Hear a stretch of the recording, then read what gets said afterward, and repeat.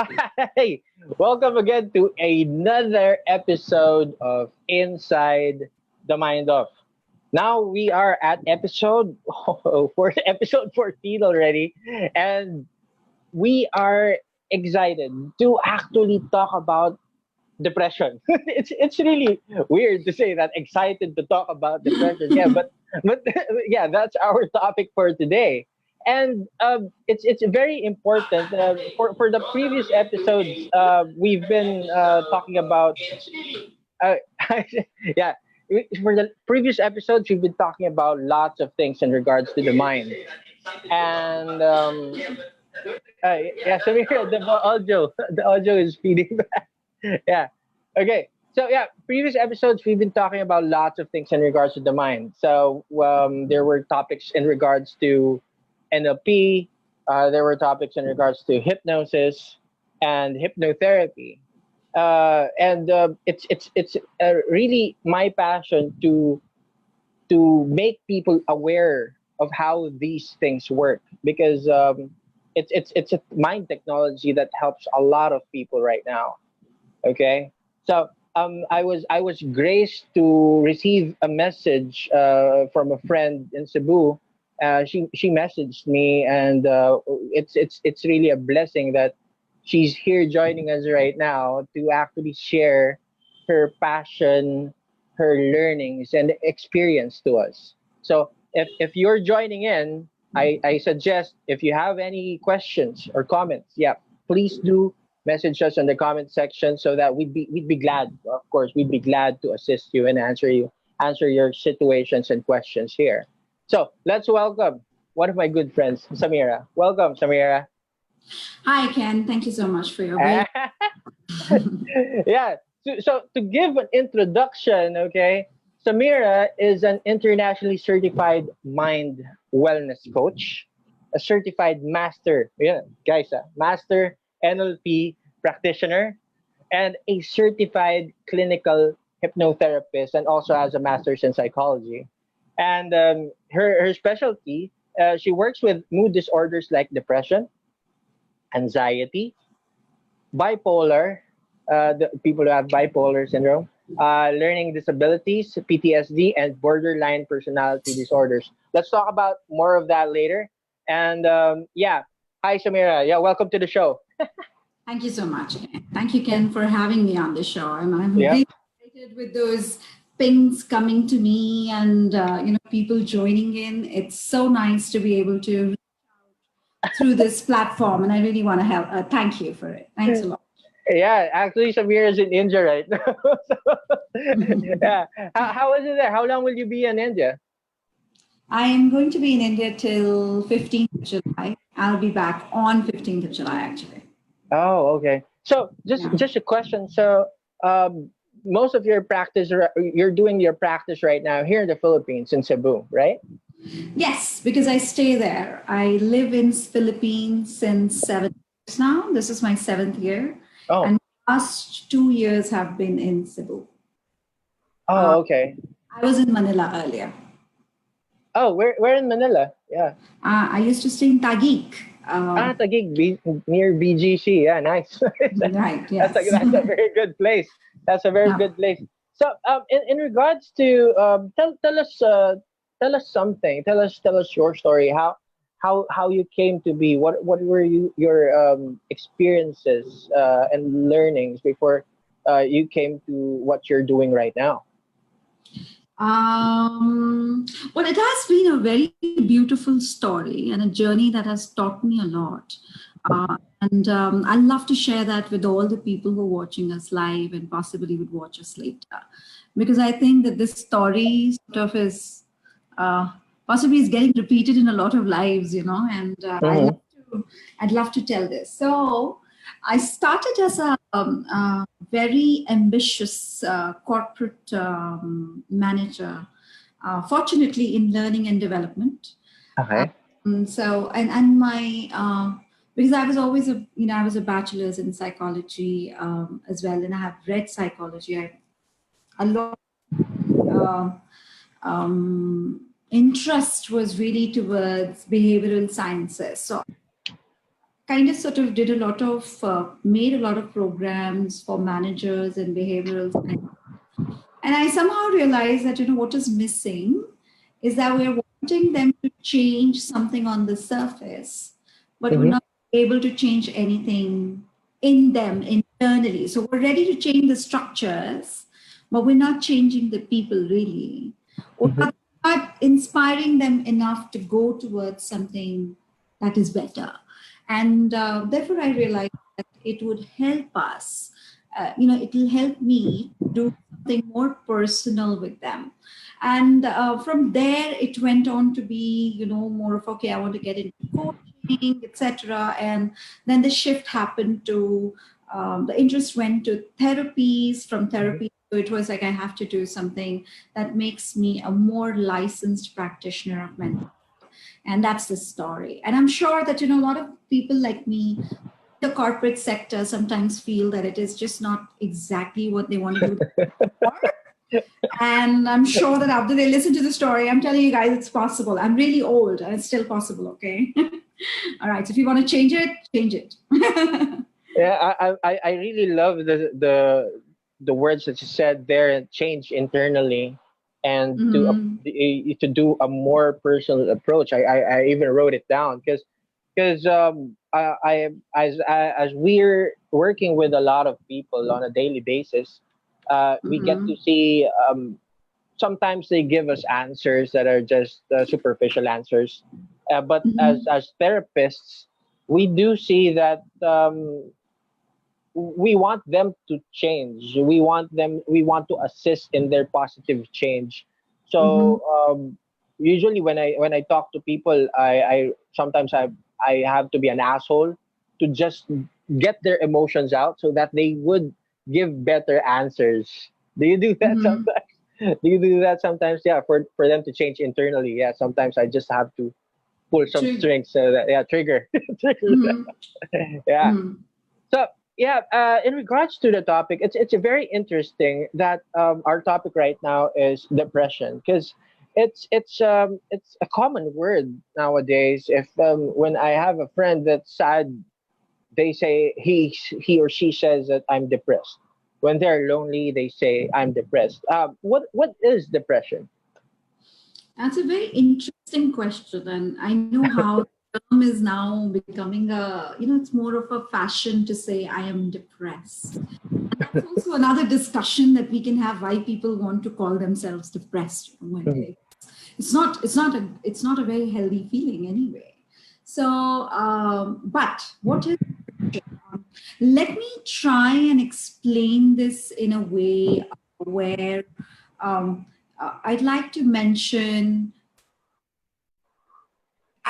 explain it in a way how people receive it. So, for example, I have had an event which made me sad, all right? And we all have these events. All of us have events that make us sad, that make us anxious, that make us not very happy, etc., etc. But for example, I'm this one person who becomes sad and has the coping mechanisms to bounce back. Whether when I'm able to maybe solve the problem that is making me disappointed, or whether when that particular problem just moves away due to, the fact that the time happened and, the problem just moved away, and I become okay, all right, or I cope up. So I am able to, deal with my sadness, so there is definitely a trigger, there's an event. Although a lot of literature sometimes says that, depression just happens. There possibly is no reason for it, but it would just happen. I could then classify depression on different reasons, I would just then, classify even depression in different types. But there is always a trigger. Now, the trigger might not be an event on which maybe a Ken or maybe, me would get, maybe you would not get depressed about it because your coping mechanisms are strong. Get that. And my coping mechanisms are not that strong. And, I have a very strong belief system and this is the critical bit of it. I have a very strong belief system about something, and then I am not able to cope up with it. Like, for example, for some people, losing a job is not as big a setback as it is for others. Some people take losing a job as the biggest, setback for their self-image than certain others. Certain others would be like, oh, you know what, that job was really bad. I'm glad I lost it, right? And then there are some people who would say, oh, you know what, that job was so important for me, whether they liked it or not. They don't even go there. They start blaming themselves and not being able to, come back, bounce back. So that's where I think, depression, sadness is. It is about how do you handle it? What is inside you that is either making you bounce back, or it's just not making you bounce back. It just kind of pulls you down. It impacts you so much that you just can't come up. So at times, even the events, it's more inside you. And that's why, I always say that it's not your personality. It is your character that needs to be built. Personality is just, it is a superficial bit. What we need to work on is our character. So yeah, that's the difference between sadness and depression. And sadness is not depression. Usually people will be like, oh, you know what, I'm very depressed. Because when you say you're depressed, people really turn around and look at you and they want to give you more attention. But trust me, when you're depressed, it is really difficult to come back. And it's like a dark place, and very, very dark place. And there's a very small bit of light for people who really become clinically depressed. And that tunnel of light, a small light in that tunnel, it's really dependent upon a lot of people who support them. And my heart goes out for the friends and families of people, and them too, who really suffer from this clinical illness of mind.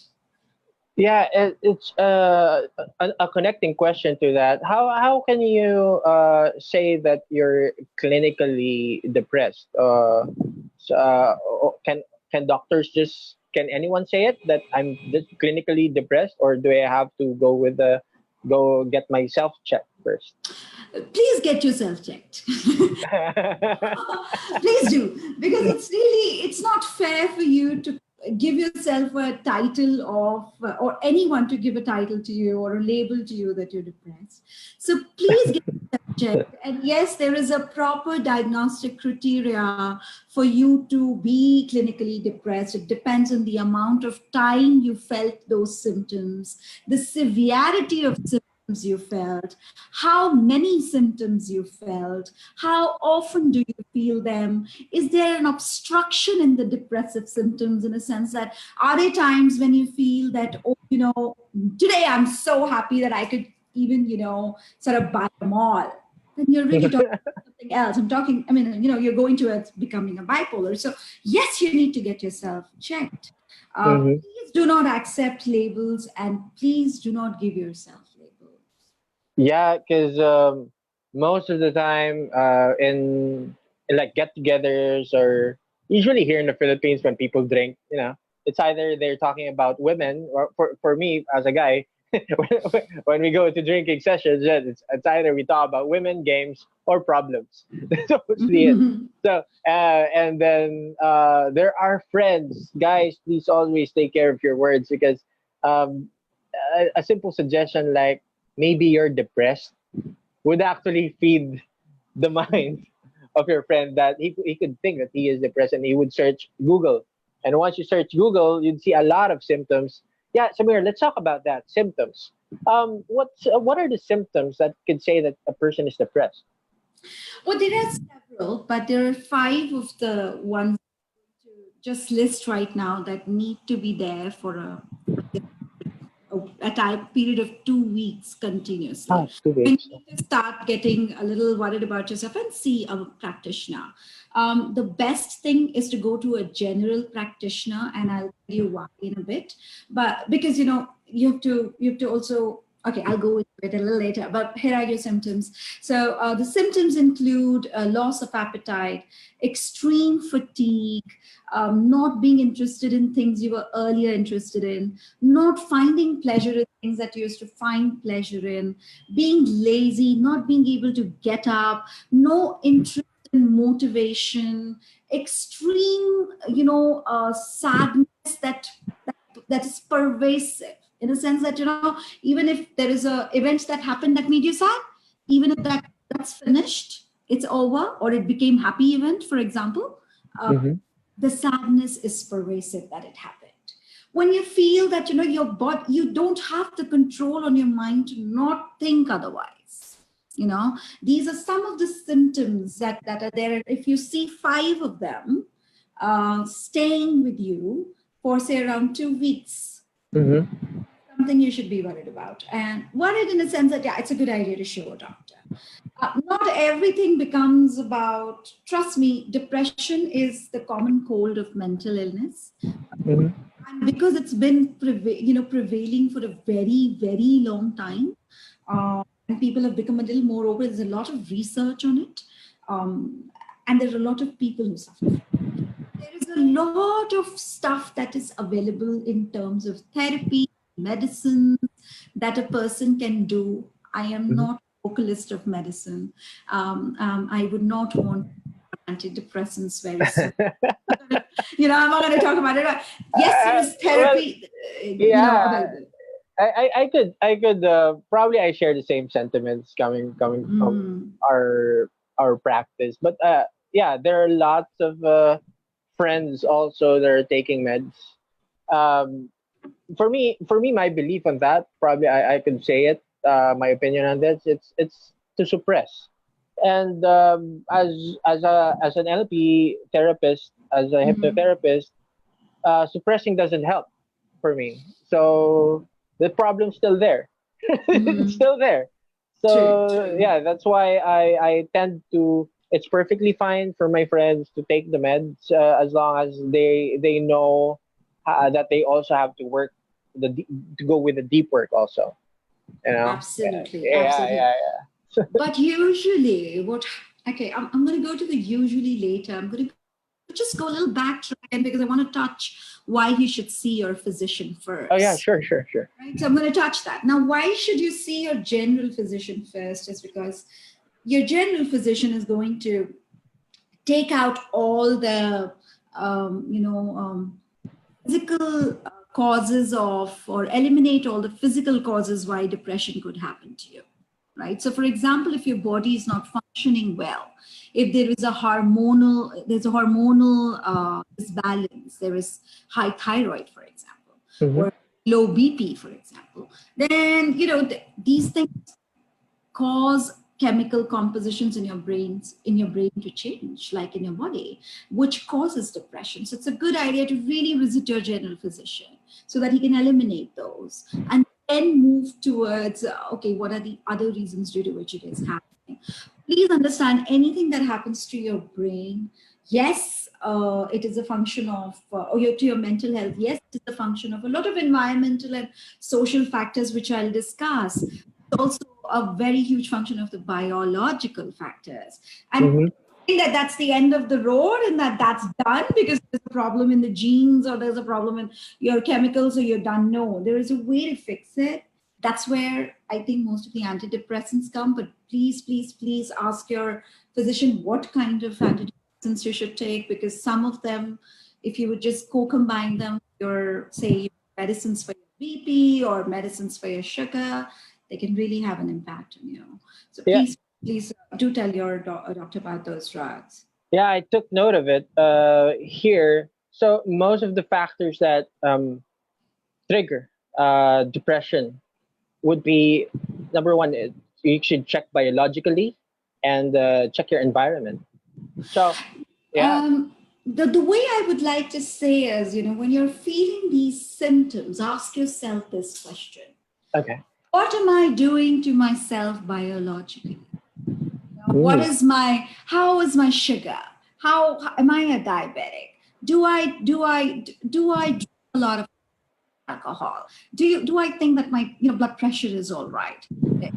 Do I feel that my hormonal imbalance is there? I get really angry very soon. A lot of things. Ask yourself what you're doing yourself biologically.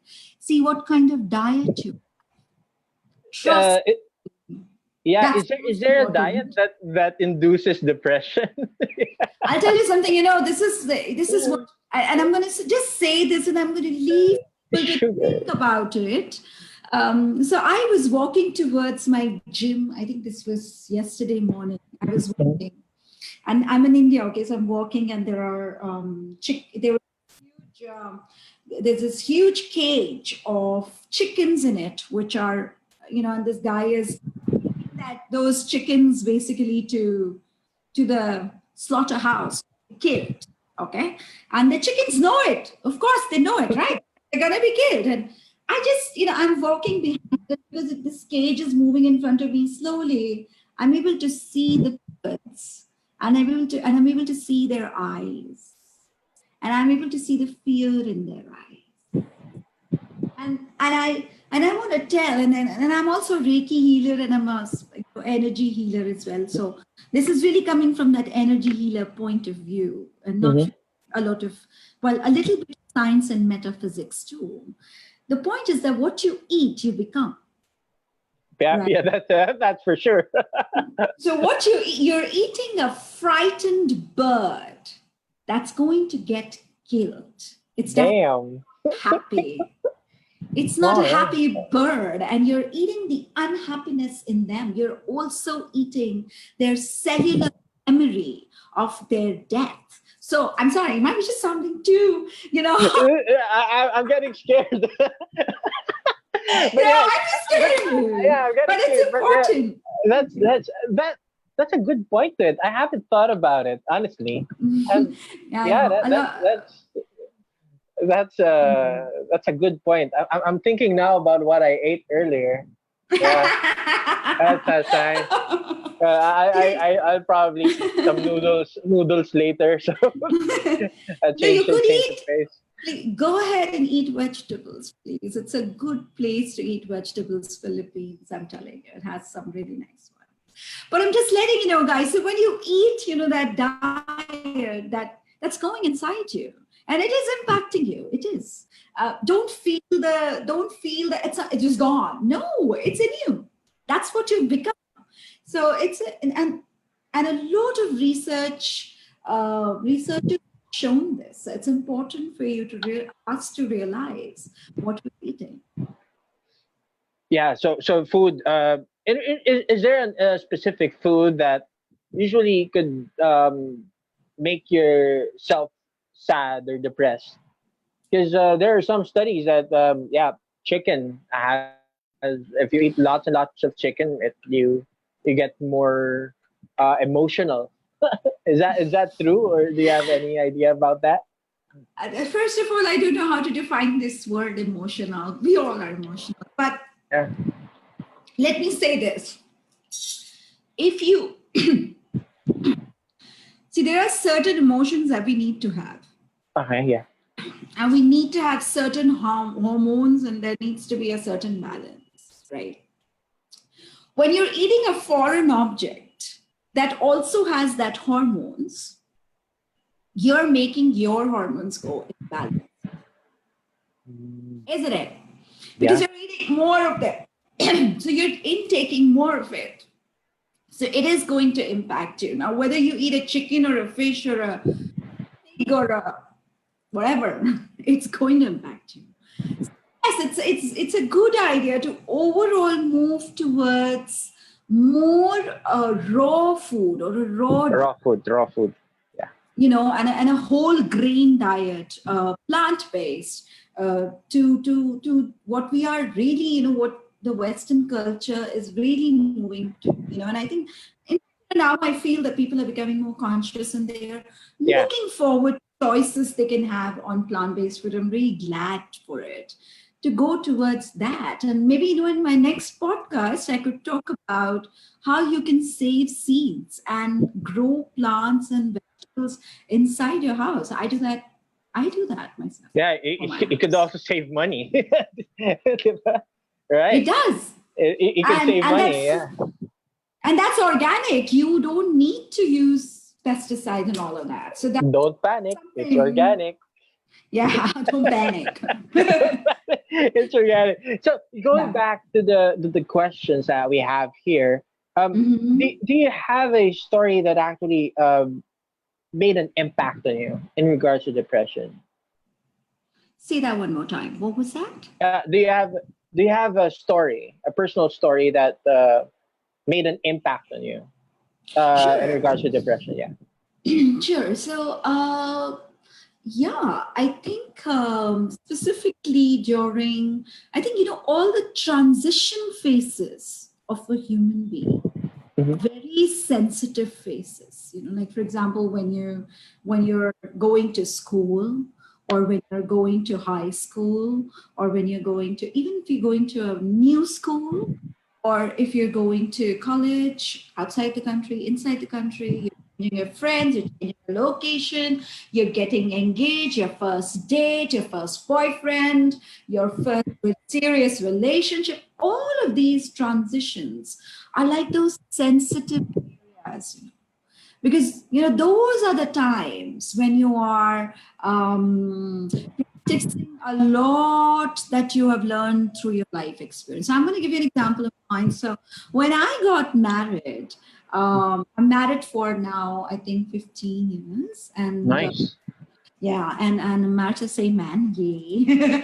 And then, you know, and I have a very amazing husband, a very loving and an understanding husband. And but when I got married, it was a very difficult time for me because I realized, you know, you don't realize this when you're dating your husband. You know, the husband becomes your husband because their expectations change. So that's a transition. You know, your expectations as a girlfriend are very different from your expectations as a wife. So, you know, my husband was very, so for him, I just say one sentence for him. So when he needs a structure, when he wants a structure, he needs it. You know, like if he wants to be structured, he needs it. If it's not there, it's very, very difficult for him to accept that. And I am well, if we don't have a structure, let's build something that works.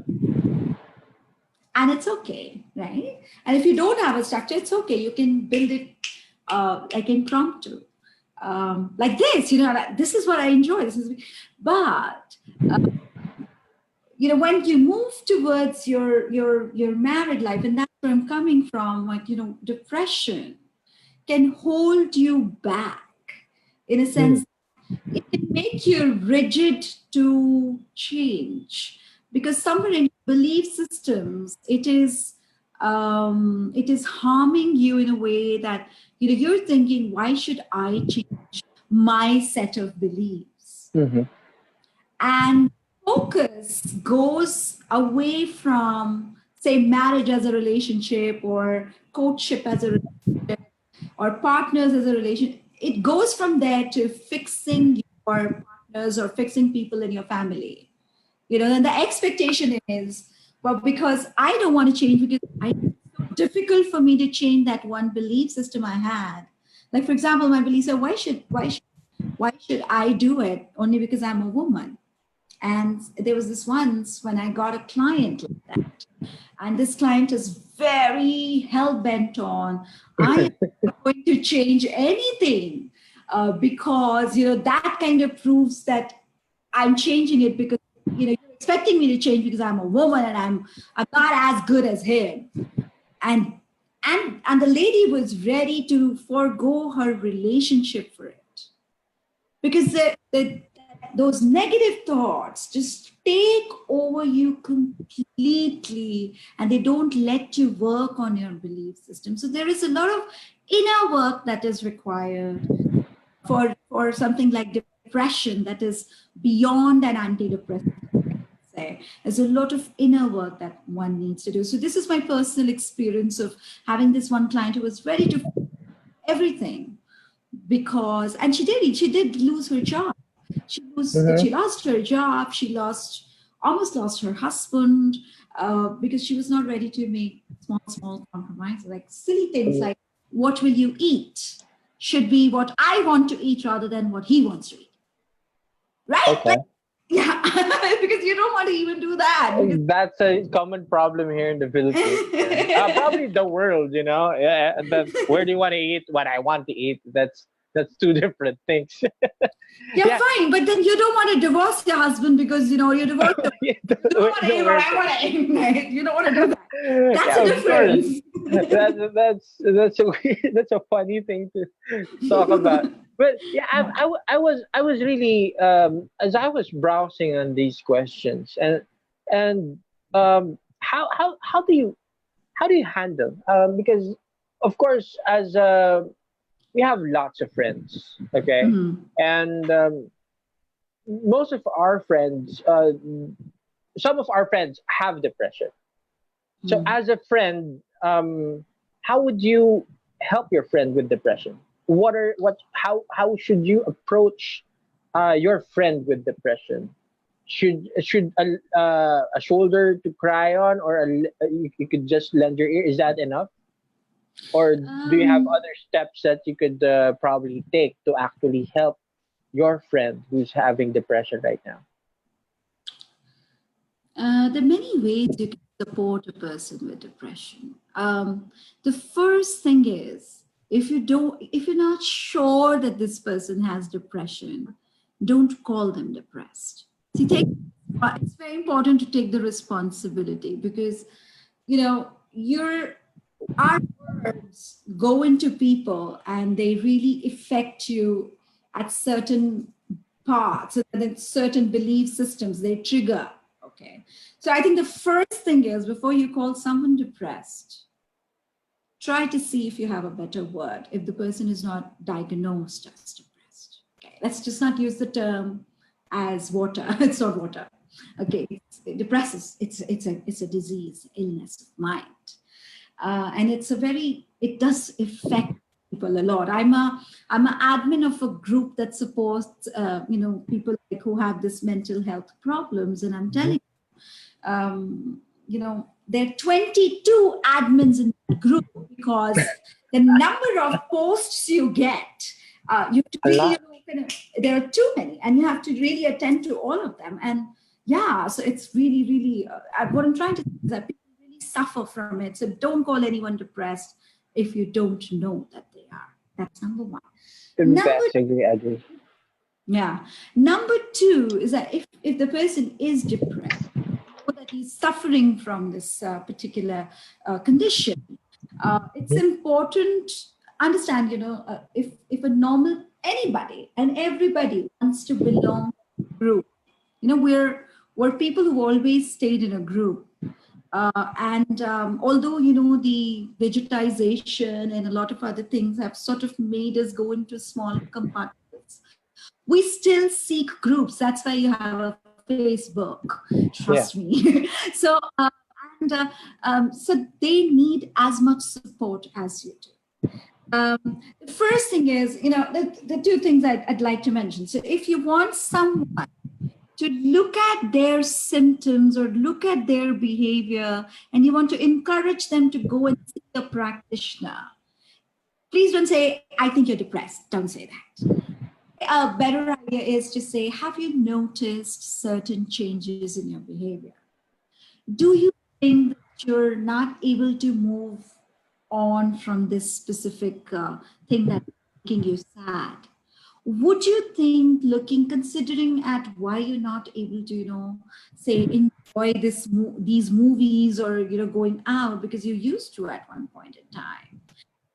Have you felt that there has been some sort of a disconnect between you and the others because I don't see you interacting as much? Is this something that you need to talk about? Would you like to talk to someone? So this is a very beautiful way for a person to go and see inside already. Yeah. Okay, because trust me, the whole process of coming out of depression is about introspecting, and it's about working on a lot of reflection, a lot of review of behavior, a lot of going to the base and checking the belief system. So when, as a friend, I'm doing this, I'm already, instigating my friend to see for some work, which is very important. That's number one.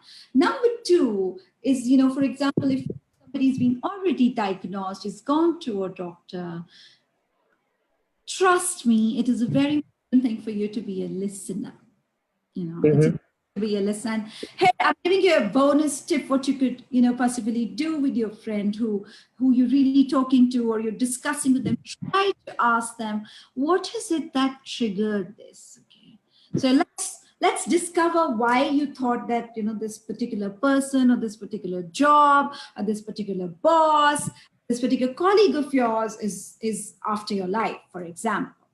Okay.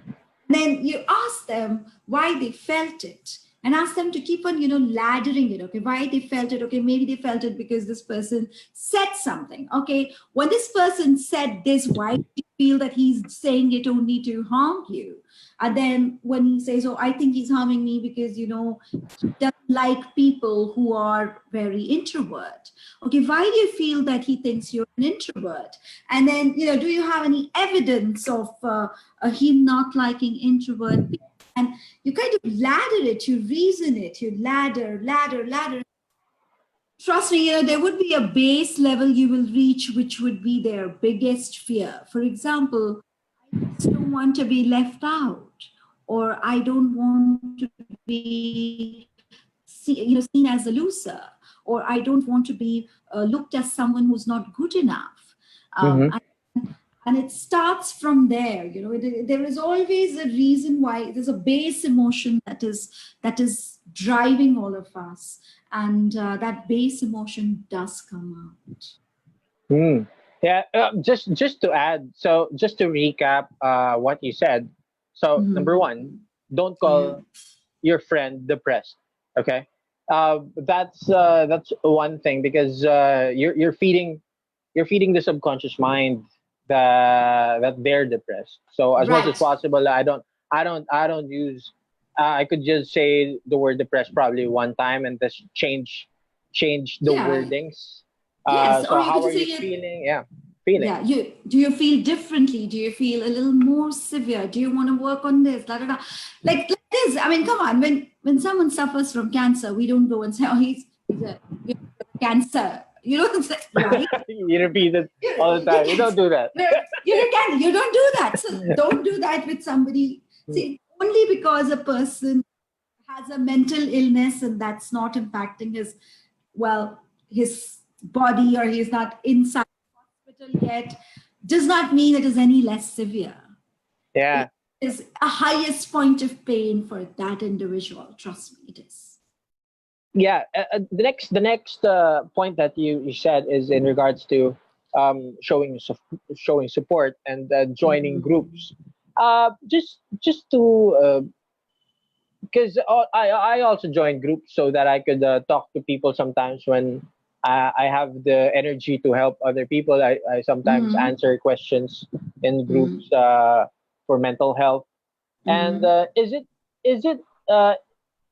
I do think that there's a positive in it, and there's also a negative in it, because with joining groups, of course, you're getting replies from people that probably you don't know but are willing to help. That's nice. At least you have someone to talk to when most of the time you're just alone and at home, right? So it's good that you have people to talk to in groups. But also, there's a subconscious effect with joining groups, because you're also affected by the problems of other people. Of course, you're just not there to just post your own. You're also there to read. And when you're reading the other problems, what happens is you're also feeding yourself, because some of their problems you could relate to, in where that that makes your problem bigger because you're adding other inputs to your problem. So it could be a positive and a negative. So what I could say to friends who are having or having depression, yes, it's always fine to join groups, but yeah, you could specifically point your case and then manage the other thoughts there. Okay, so you have to put yourself into an understanding that their problem is not your problem. Okay, you're there to solve your problem or to have people to to listen to your problem, and that's it. Okay, so clearly Mhm. dissociate yourself from other concerns there. That's probably my tip. Yeah, I think for that's a that. very, that you said it very beautifully, Ken, and thanks for pointing this out. This is very true. You Hmm. know, there are times when I'm in that group and I see, the somebody's posting something and somebody else would say, you know what, see, the world is the worst place to be. Yeah. Every, because everybody is feeling that, and that's true. But it's again, and I completely agree that once you've got your answer, it is important for you to be responsible, start commenting, heal, and start healing the other. Hmm. Now it's very important. That's why it's a cumulative approach. Not only one thing works. Okay, you're joining a group, that's one thing, but that doesn't stop your internal work. Your Hmm. internal work needs to continue. The therapy inside you needs to continue. You need to work on your fear and the other things. Yes. Yeah, and the next point here is go see a professional. So as Samir said earlier, if you're having the symptoms for more than 2 weeks already, yeah, probably it's about time. I mean, you could go further with that, go 3 weeks to 1 month to even a year. But of course, as we are doing this professionally, we do see the need for change, and it's always something that you could be positive instead of being negative. That's the thing, right? And see, the thing is like this, like, for example, when we start eating a lot, or when our diabetes is about to, become bigger, doctor would always tell us, hello, you know what? You're about to, be careful, don't eat fatty food, etc., etc. And then we're supposed to heed to that warning, right? But for example, similarly, you need to go to the doctor and listen to, okay, don't do all of this, otherwise this will become severe. Hmm. It's always easy to catch hold of any illness in the very onset and come back. I'll explain this to you with an example. See, for example, if you decide to get angry every day, say for 5 minutes on someone, that's what people say, that we're mad at someone, we're just mad actually. Hmm. But, for example, you just do that for try to do that for 1 week every day, 5 minutes, just get angry. And then trust me, 3 days you will go get angry, come back. But there would be a day when you'll go get angry and you will not come back. And that's the same with any mental illness. It's about breaking that line, going out of that line and coming back. And each time you're doing that, you're expending yourself, your energy is going out, you're using a coping mechanism. And so you need to go back inside yourself and heal yourself so that you can then go and go. But if you do that most of the times, there will be a time you'll go and you will not come back. And Hmm. so, therefore, I suggest that before that point comes that you go and you don't come back, it's a better idea to go and see a doctor or somebody who can help you to clarify what is making you push the line, so that you Hmm. don't have to push the line. You don't take that risk of not coming back. Is Yeah, yeah, the I sooner, agree. yes, the sooner the better and easy. Mm.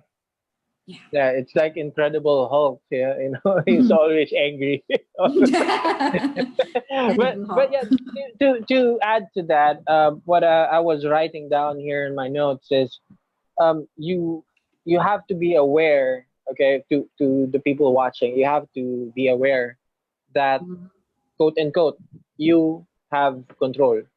Okay, it is you have control over yourself. It's there are times that you want to let go of control, but at the end of the day, you're still in control.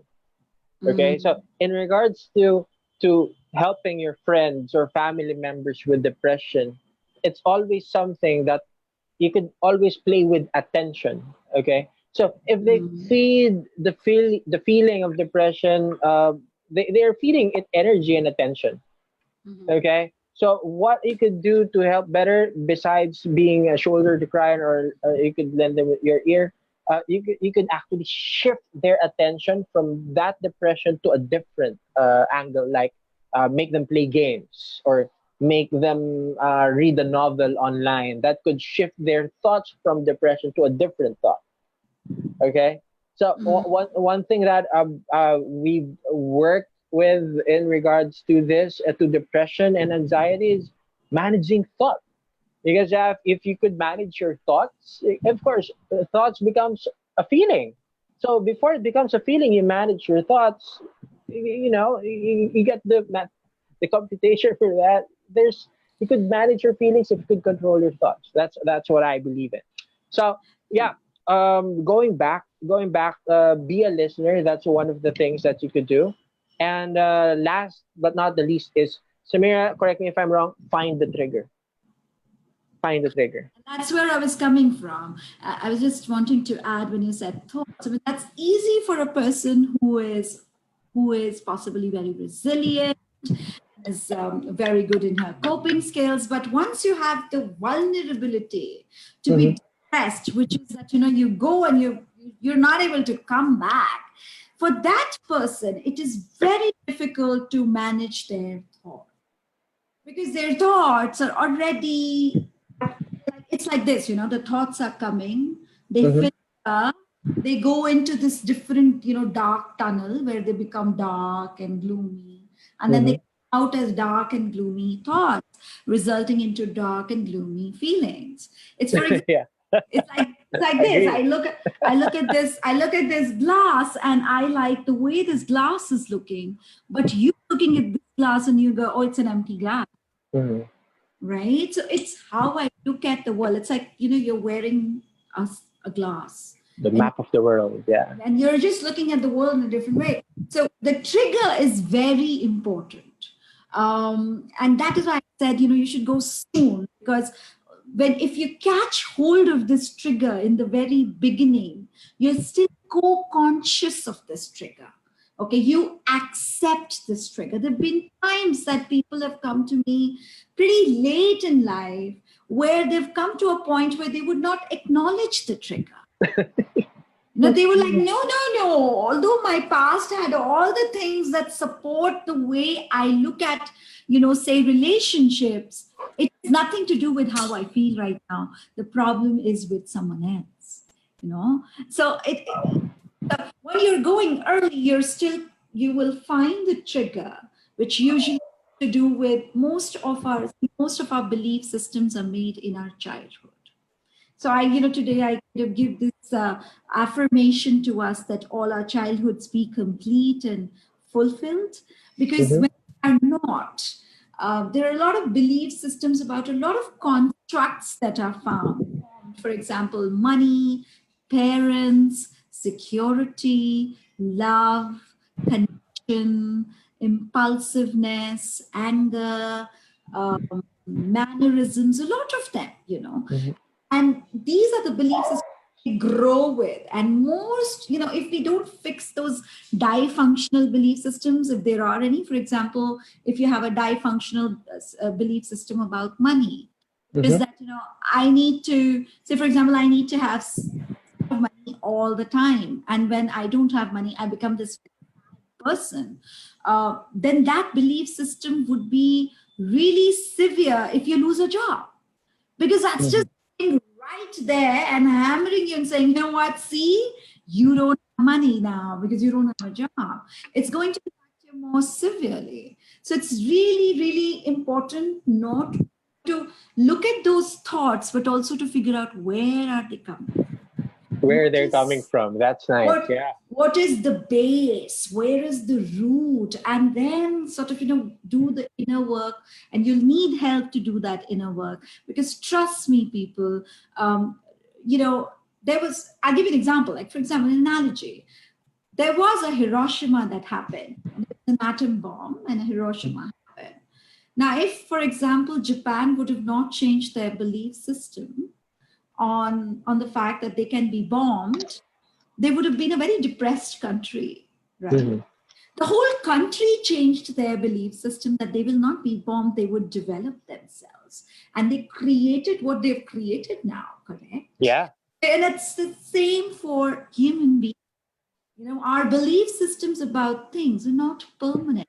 Things that made us scared, things that were not with us, things that were difficult for us to manage at one point in time in our life are not going to be difficult for us to manage throughout our lives. That's what it needs to evolve into. Yeah. Well, Sameera, yeah, there are some comments here in the comment section. Let's just address our friends watching. Hi, guys. Welcome to the show. And yeah, Sameera, yeah. Have you clicked the button, the accept timeline? yeah, click it. Yeah. In regards to our friends watching, yeah, just comment here. I'm here, so that we know that you're here, so that we can acknowledge you here. Let me just read some messages here. So let's start from the top. Hi, Jonica. Welcome to the show. June, there's Mike Alerta, Norms, Marquez, hi. Got Andre. Aline Riveral is watching. Hi, I'm a clinical psychologist here in the Philippines. Hi, welcome to the show. Welcome to the podcast, to the live. Okay, Chris Mon is watching. Jan is watching. Edison is watching. Mary Ann, hi, Mary Ann. Thanks for joining. Yeah, if you have any questions, please message here. We'd be glad to talk about it. I saw a question here coming from a friend or my wife. She has a question. Yeah, Christina, hi. Yeah, I'll read your message later. I'll message you, Christina. And Melissa, hi, Melissa. Blessy, Wolf Gray, what's up? And Angela, hi from Ohio. Nice of you to tune in. Sino pa? My wife, Mata Yudzak, hi. Welcome again, bro. My wife messaged Sameera, and her question is this: how can you dissociate yourself with the problem when you're trying to help? That's a very beautiful question. I was just looking at it and I said, "Oh wow, that's a very good question." Now, as a therapist, a lot of times when I am trying to help a person come out of how they are feeling, I can feel the frustration person is going through, the anger, the sadness, and the mix of a lot of other emotions that a person goes through. And I realize how difficult it is to dissociate with it because you're so involved in it.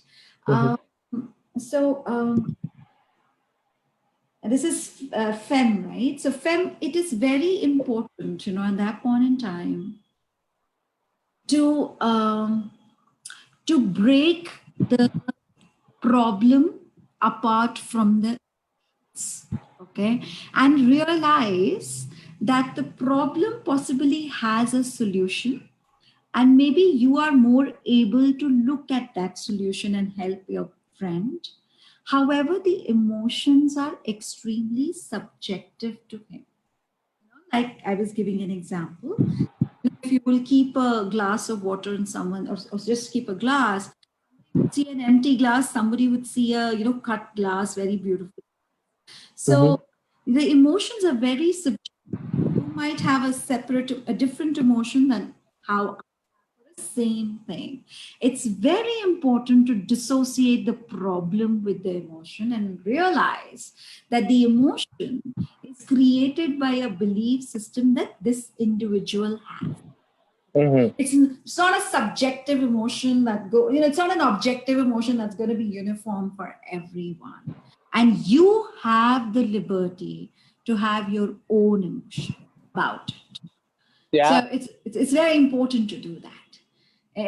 To dissociate in a sense that, you first separate the problem from the emotion, and then you realize that that emotion really belongs to this person, and it's coming out of the belief system that he has, or the core values, or his own experiences, and then you have your own, and keep your own very sacred with you. Yeah. That's. Thank you for that. Thank you for that. Yeah, I have to shout out to my aunt watching. Hi, Tito Dory. Hi, Cedric, Arvin. Hi, what's up? Yeah, Hello, to answer. everybody. Yeah, Samira, just in regards to the accept timeline. Yeah, because it's not showing on your wall, the live. Yeah, that's why I was asking. Yeah. Another thing to answer the question of my wife. Um, wife. Yeah, she's just beside me. Yeah, to dissociate yourself, you could work with some NLP techniques, what we call anchors, right? And you could it's easier to work with these things if you for me, I mask it with being professional. So when I'm working with people, I put on a character. Okay, as a hypnotherapist, the person is talking to a hypnotherapist, not Ken. Okay, Mhm. so the hypnotherapist is subjective. Is It is the ideas, the emotions coming from the client would be absorbed by the hypnotist, not by Ken. Mhm. Okay, so that's one thing that I work with, and that's a normal question that I usually get, because they say that Ken, isn't it draining for you to actually talk to people with problems? Yeah, Indeed, it is. it is. It is. It is. It is. And I really appreciate the anchors, and I'll take that further. But I was answering the question thinking that this person is not a therapist. So if Oh you're yeah, not yeah, a therapist and you're just a friend and you're listening and you're getting impacted, then that's what you could do. But yes, as a therapist, now if we're talking about NLP and we're talking about hypnosis, let me, yeah. yeah, you're right. We could do anchoring. We could do lot of other techniques, including, say, mirroring or working on metacognition. There are many that you could use. But so here's what I feel. What I usually really believe in the inner work. Mhm. My Yeah. first step as a therapist is to slow down and I'm going to say it in very the terms that everybody can understand, so that we are not very technical. Is that okay, Ken? Yeah, sure. Yeah. Sure. So so for example, the first thing that I'd like to do is just slow down the response time. I think the first thing that happens to us, even when we kind of sort of have a bad throat or any problem or any physical ailment, the first thing we want to do is we want to respond like this, because our amygdala, our brain is telling us, okay, do something about it. We need help. We need help. It's not working. It's not working. So we want to just respond to it. But that's the time when you're getting hijacked by your amygdala, and it's okay to let it hijack you for some time, but come back and slow down on your response time, which helps you process your thought. That's when I give my clients or people who would approach me for help certain tools that help them process the thoughts and help them understand whether whatever they're thinking, is it really what they want to think, or is it that okay, life is so terrible, let me just tell you how it is terrible and prove you right, wanting to take over you. Okay, so that's what I try to do. I'd give them then, and then give them an anchor or a coping. Okay, bounce back. Each time you use anchor, okay, bounce back. which is, of course, how NLP helps. Hypnosis is very good and effective. It is. It is. We And love it. yeah, and it's very fast in a sense that I've seen back out of depression after hypnosis, or even after, people who really suffer from phobias in Yeah. 2-3 sessions. It's really gratifying, when you work with the people and then you see them the next time and they're actually, I'm doing better. You see their Getting better, change, yeah. the change in energy. Yeah, that's really fun for me. I mean, that gives me more energy when I'm seeing these people actually push forward with their lives. So yeah, let's go back to our topic. Hi Arvin, what's up? And yeah, some the next questions we have here are in regards to, let's go to NLP. Let's go to NLP. So I've been fascinated, okay, with the, not, of course we're fascinated with NLP, but I'm more fascinated by how people define neuro linguistic programming, because I've been talking to a lot of practitioners through the years, and almost each and everybody has their own definition of neuro linguistic programming, because it's grand. I mean, there are lots of applications for NLP. So my question to you is, what is NLP for you? Thanks for asking that. I did my NLP when NLP was new.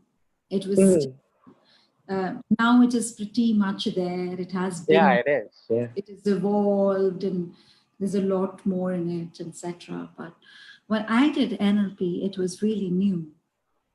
And what I learned was that, okay,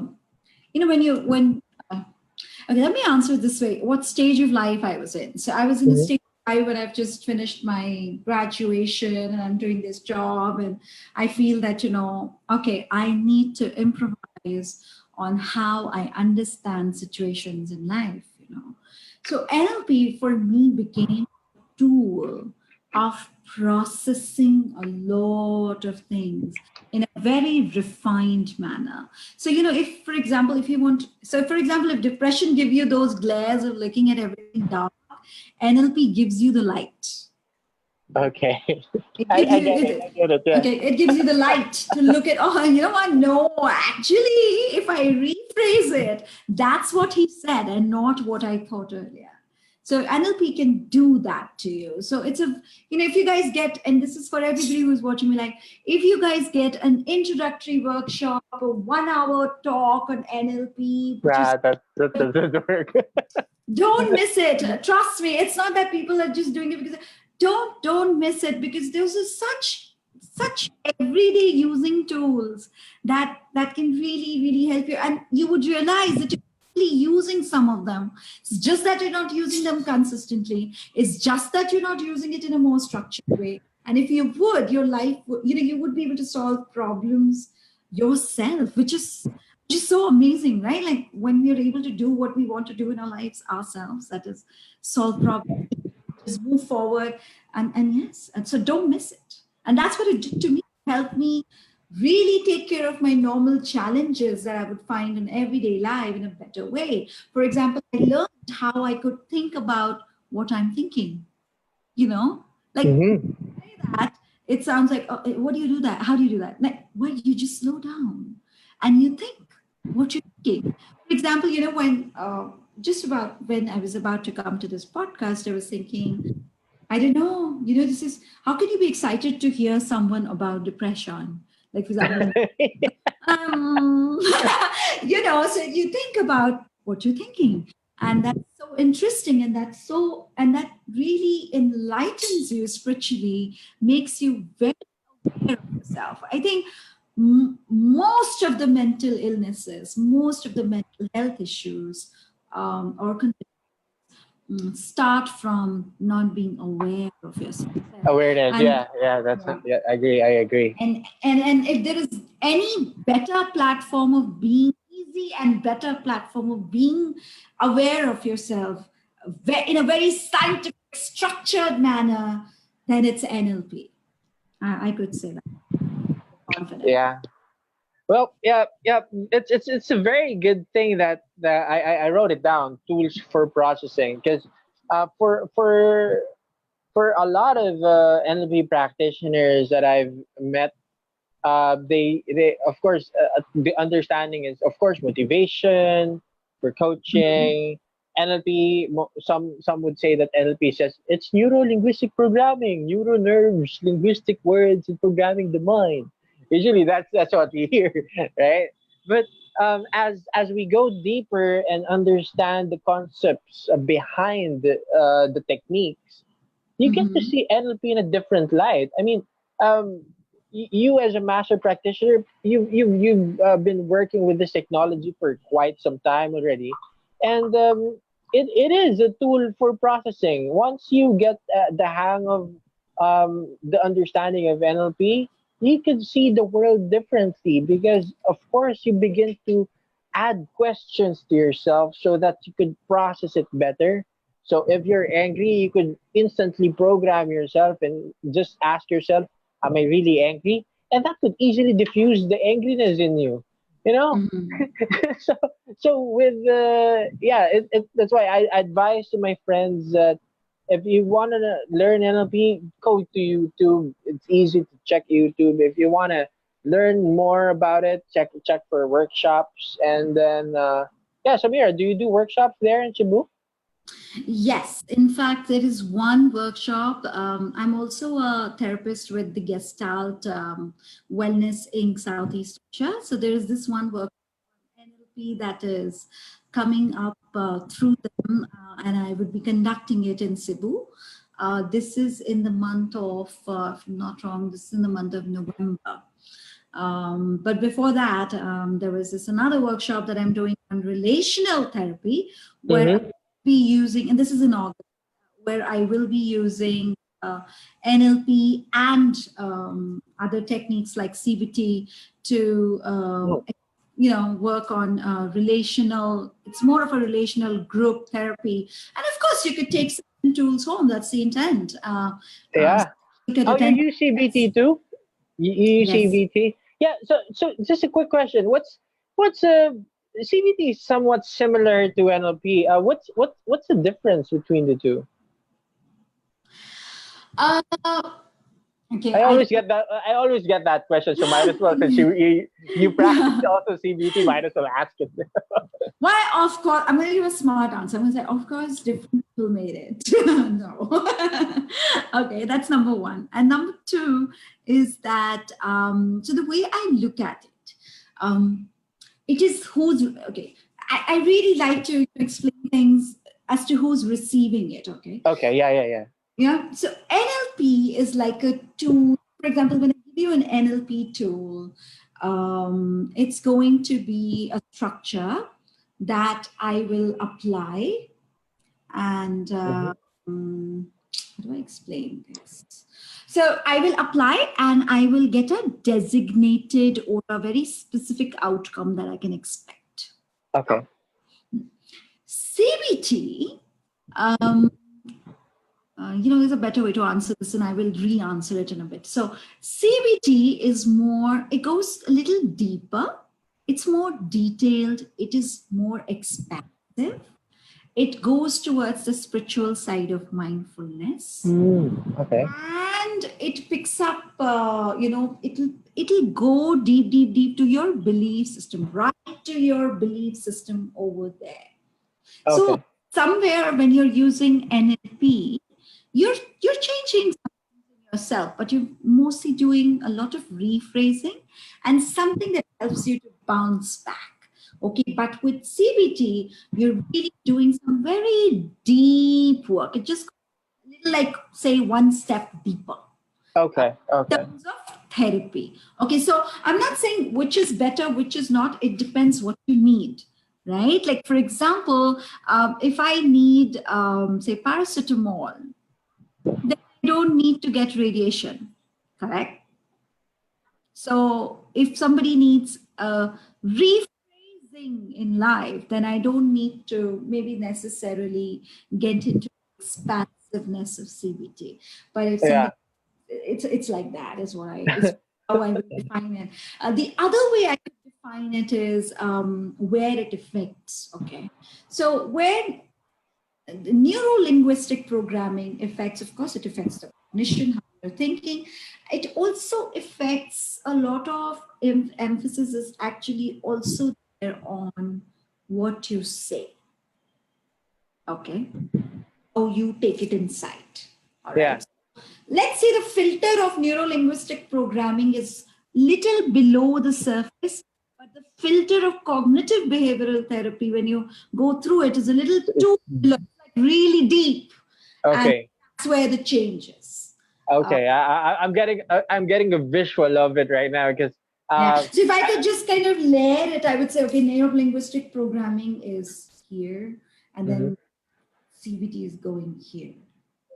For me, hypnotherapy is much deeper than that, probably.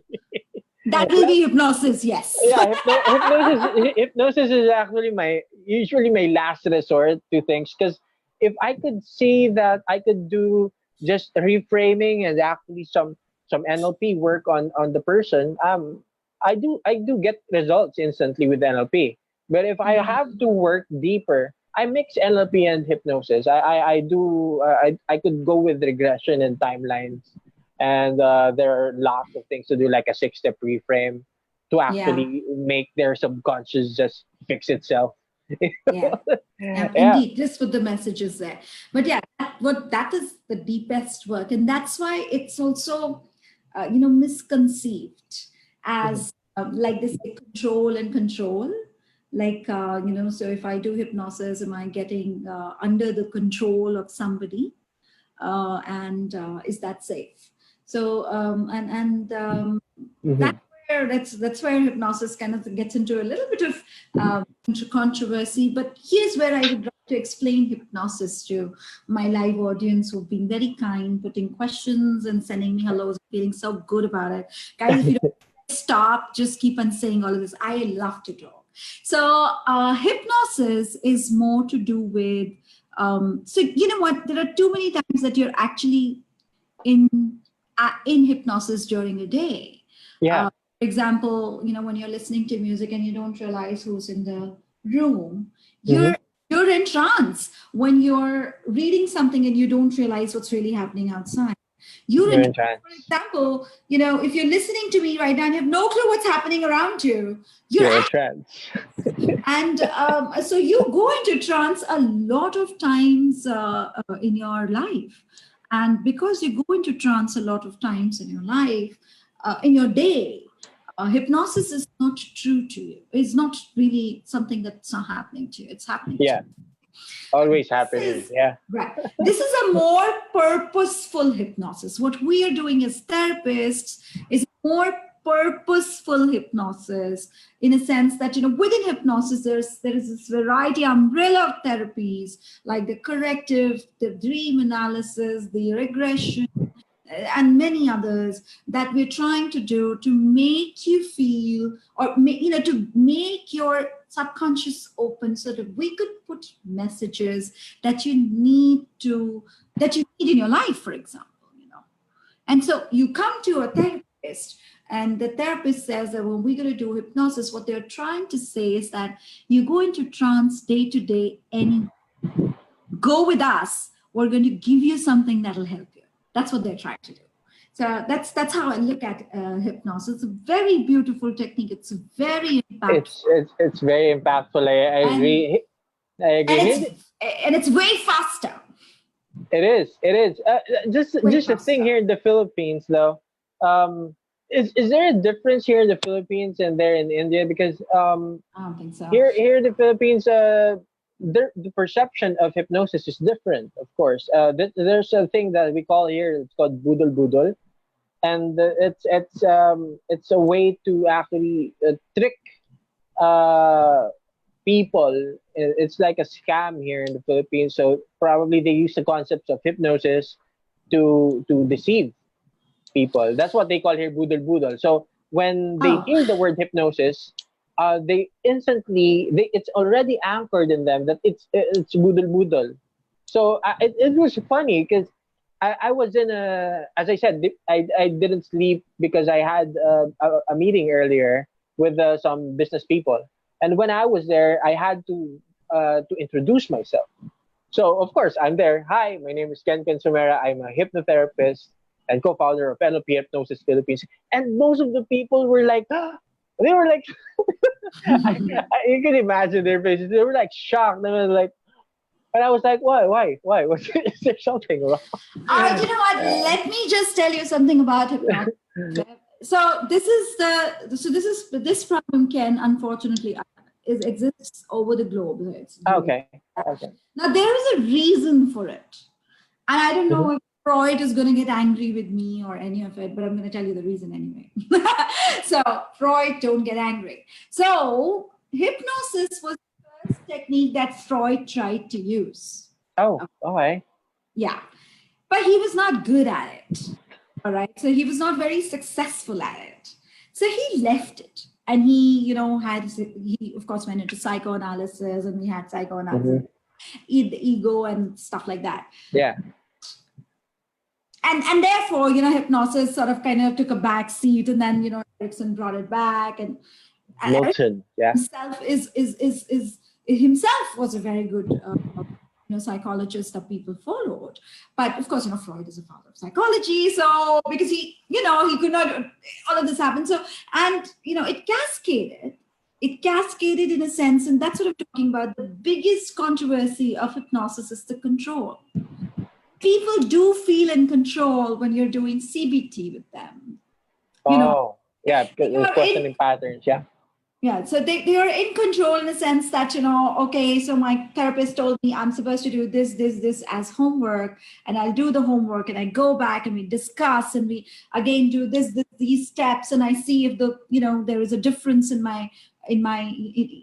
whatever ailment I have or whatever problem I have, but I'm in control, right? Like, because something is coming to me, and then I'm doing something, so I feel in control as a patient. But when you hypnosis, for a while, you do lose control as a client or as a patient, right? So that, but the point is, it isn't that you're not awake. It's an awake state of consciousness. You are very awake, actually. You're awake. It's just that you're not able to realize somewhere that your subconscious can be opened. It can be, accessed by you, because you don't do it consciously when you really go in trance on day-to-day basis. It's really fun to talk about this, because in hypnosis, I love going to hypnosis. I that's why I'm attending some guided meditation setups, because it's hypnotherapy also. Absolutely, all guided visual meditations are hypnosis. Visualization is hypnosis, in the sense that all of them, they are. You're right. The guided visual, and they are. I could send you a lot of proven evidence on it, in a sense of how many psychologists say that all guided visualizations that you're doing under meditation is nothing but hypnosis.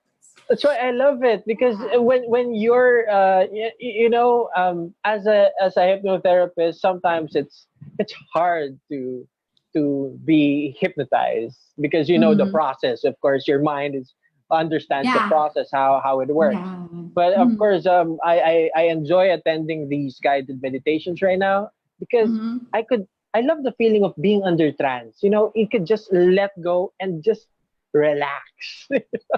Let go of everything and be conscious. And what's good with these therapy sessions and guided meditations is you're helping not just how your mind is. What you're helping is your subconscious mind. Okay, you're feeding your subconscious mind with the things that you need, the positivity, the change work that you need. It could be on a conscious level, but it works better if the change is working in your subconscious. Okay. Indeed. See, even I think all of the therapies are doing the same thing. It's honestly, it's all of the therapies doing the same thing. It's just with the speed and with the intensity of. So, for example, the intensity of access during CBT is not as it is in hypnosis. That's where we're coming from, or for that matter, even for NLP. But there is an access to the subconscious. That's that. Mhm. For Yeah. hypnosis, it's a little stronger. Yeah, yeah. You I just sent you the live link, okay? Because it's not showing on your wall. But yeah, it's I sent you the link. Yeah. really? I'm sorry. Yeah. Okay, sorry. I just checked, but it's okay. It's okay. So, guys, if do you have any questions? Because yeah, we've been talking about very good topics right now, and you can see it's one of our passions to help people be more aware that you are in control. There are tools and there are techniques and there are people that could help you be more in control. Study hypnosis, hypnotherapy, NLP. It's all there. You can just search it up. That's how easy it is right now. You can search it up. If you want to learn more, then approach the practitioners. You could check out Sameera in Cebu. If you're in Manila, just message me up so that we could meet up probably, or we could connect some people that need therapy. And yeah, that's something that we could look forward in the future. So in regards to learnings, any specific learnings that you could share to our audience right now, before Learning. we yeah yeah, before we probably end the podcast, any specific learning or experience that you may share to our friends watching? Yeah. I think the biggest learning that I have had in this practice, and I really love my practice. I think this is the purpose of my life, is that you know seeking help just makes you a very conscious human being. It does Mm. not make you weak or not a part of others or different from others. Well, it does make you different, it makes you more conscious. So there is no harm in seeking help. There's no harm in raising your hand and saying, yes, I have a problem, and it would be great if I can talk to you. A lot of times, my experience has been that people would say, oh, I have this problem, but I just come out of it. Yes, you will come out of it, but it depends how long and after losing what all, right? And isn't any guarantee. So it's a good idea to speak up. Now, I'm not saying, oh, you need to go to a practitioner. There are ways to speak up, because trust me, when we don't speak, it's not only us whose life is getting impacted. A lot of others also. We are impacting our loved ones, our friends, our family, our colleagues, people who work in our teams, our subordinates, people who possibly go to school to teach. You're impacting your students, your teachers. You see, so it's important to understand the responsibility you have towards your mental health. It is not someone else's responsibility to take you to a doctor, or to join a group, or to do some inner work. Even the therapist you're paying, trust me, it is your responsibility. Your mental health is your responsibility. It really is your job. And please be more conscious to realize it, and to say, yes, I need help. And trust me, everybody would just love you as much as they do if you say that. Yeah. Just probably a follow-up question. What do you do? What do you do when a patient is forced to you? I mean, this happens a lot with addiction. So I have, for example, I have a friend who's addicted. He doesn't want to get help, and then I trick him into getting help. I bring him to you. What do you do? I mean, That's possible in Asia, but if you would go into countries like US, or mhm. you can't even do that. Oh So, yeah. like for example, for conduct disorder or so, if there's a 16-year-old child and he doesn't want to go into a place where there would be therapy, that's that. Mm, And in Asia, when we do that, see, understand that there are stages of therapy, right? Like, yeah. for example, you might be at a pre-contemplative stage. So that's why you're not wanting to go. You're not conscious with your situation. That's what I was talking, that if you're going to a therapist, you're already conscious. So when you're not co-conscious and you're pre-contemplative, usually the therapies don't work because, like I said, it's your responsibility. Right? So Yeah. usually the therapies won't work. If it's a severe addiction, it would of course mean that you'll be confined, and there's going to be a lot of struggle in terms of bringing you to a conscious stage, which I hope you come into. But most Yeah. of the times the therapies would not work if Mhm. a person is not really willing to go for it. Yeah. That happened to me like a year back, and then Mhm. there was this parent that wanted his son to go under hypnotherapy. Mhm. I actually declined the client because I explained that of course I can help the person, I can help your son, but I want to talk to your son first because probably the Mhm. problem is not with the son but with the parent. So of course I have to understand first because it's always the view of the world. Probably the view of Mhm. the mom is my son is an addict, but on his son's side he's just having fun. You Exactly. know that. That's when you're in a pre-contemplative stage. Like you've not even started contemplating that there was anything wrong with you. And then, and then when you don't feel that there is anything that's not working for you, work on Yeah, changing it, right? Like that's the exactly. thing. You don't change a job where you feel completely happy, you're getting enough money, and you don't. You Yeah. don't. You don't. Even if somebody gives you an offer, you don't want to change because you're happy with it. So it's the same thing with illness. If you don't feel that there is something that's impacting you, you will not change it. Yeah. Yeah. So, Mhm. Samira, just a question. So, in regards to your practice, where can we find you? I mean, what's your page is posted already in the description. So, tell us how we could reach you. So my Facebook page has an option for you to send me a message and then tell me what you're going through, and I would usually, or my team would usually, book an appointment. It's if you're in Cebu, I do a clinic in Wellness Land and at Ruma Hotel, which is on Busai Road. It's a wellness hotel.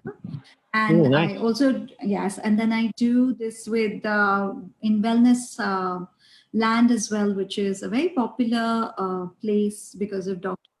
Redis. He's a natural, doctor, and is an amazing human being. And so I do clinics in these two places. Apart from that, I mentioned that I'm also part of Gestalt Yeah. Southeast Asia Inc. So I do clinics for them in Talisay right now. Mm. They're moving to a new place, but right now in Talisay. Nice, nice. So, guys, Yeah. if you're in Cebu or even if you're anywhere, any part of the world, you Yeah. could check. Yes. You could check Samira's page. It's here in the link. Any Right. any any projects that you want to promote or any events, workshops, or talks that you're doing in the near future that you want to share with us? Sure. Promoting? So I just mentioned before, although I have clinic in Cebu because I stay in Cebu, I do online therapies, which work well as well, depending upon the severity of the issue. And the other thing that I would like to mention in terms of workshops is, of course, the August workshop of relational therapy. It's a Uh-huh. group therapy. We're trying to do a retreat. 3 days therapy for the retreat. So it's going to be a lot of experiential things that couples do together. It is based on intimacy and commitment. So, and it works on how, it's not a problem to have conflicts in, say, relationships. Mm-hmm. To have conflicts in relationships, a problem when we don't know how to resolve those conflicts, Mm-hmm. or when we don't know the healthy way of resolving the conflicts. So it talks about how you don't have to work or have expectations from your partner, because the whole thing of having a relationship is not about fixing your partner. Yeah. The intent is to fix the relationship. Yeah. Remember, you're coming in a relational therapy, not a partner therapy. It's not called a partner therapy, remember? It's called a relational therapy. So you have to work on the relationship and not on the partner. Most of the times, most of the conflicts are because most of the partners want to fix the other. I could agree with that. Yeah. I love working with couples, and then that's the one thing that I see. Yeah, I agree. Yeah, so that's where we're working on. It's a beautiful therapy. I would put a brochure on it very soon. Yeah, just you could put it in the comment here if ever. And this would be where would this be located? This is going to be an off-site. We're looking at going towards the mountains in Cebu. So it's going to be nice. Outside. Yeah. And then the other thing that I'm doing, and this is for my Indian people, we're planning to do a retreat with a resort in Lansdowne, which is to do with mental addiction. It's more brain mental addiction. So brain addiction, basically addiction of say alcohol, addiction of digital media, and how it is, cell phones, smartphones, it is impacting your brain, how it changes the neuroplasticity of the brain, how it makes you work in a way that, or operate in a way that is taking you away from your relationships. How can you control it? What are your triggers, etc., etc. So yeah. That's nice. That's nice. So for our friends in India, yeah, you could message Sameera. That's awesome. Yeah. So guys, thank you so much for joining us for this session, and yeah, I hope you learned a lot in regards to the topics that we've discussed. We'd be glad to answer your questions. Just leave your questions in the comment section below. We'd be glad to answer it after this podcast. That's all good, right? Mm-hmm. Yeah. Sure. So, Sameera, probably we could schedule another talk in the near future. Yeah, let's talk about some things that we've discussed earlier in regards to food, diet. We could also, one thing that we've discussed earlier was suicidal tendencies. So that's a big topic that we could discuss on the next episode. For this one, guys, I hope you enjoyed. And Sameera, thank you so much for joining us. Thank you so much for having me on the podcast. I hope really, guys, that I was able to help answer a few of your questions, and that you got something from this, because that was the intent. And I'm so glad that if I was able to really. Yeah, awesome. So guys, thank you so much for joining again. My name is 𝐶𝐞𝐩𝐫 Sameera, and these are my thoughts. And welcome again. Thank you for joining us for another episode of Inside the Mind of. Cheers. Bye, Sameera. Bye. Bye. See you.